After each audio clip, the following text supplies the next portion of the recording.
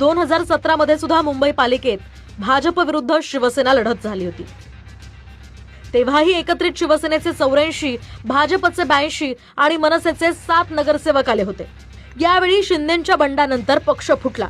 पक्षफुटीनंतर शिंदेंनी ठाकरेंचे मुंबईतले 56 नगरसेवक फोडले। निवडणुकांच्या आधीपर्यंत ठाकरेंकडे 38च्या आसपास माजी नगरसेवक उरले, मात्र तरी सुद्धा त्या 38चे ठाकरेंनी 66 नगरसेवक निवडून आणले। तर दुसरीकडे शिंदेंनी प्रवेश करून घेतलेल्या 57 नगरसेवकांपैकी प्रत्यक्ष निवडणुकीत त्यांना 29 नगरसेवकच जिंकून आणता आले।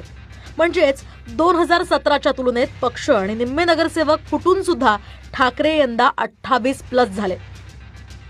तर दुसरीकडे भाजप सोबत असूनही त्यात ठाकरेंच्या 56 नगरसेवकांना प्रवेश देऊन सुद्धा शिंदे यंदा -27 झाले।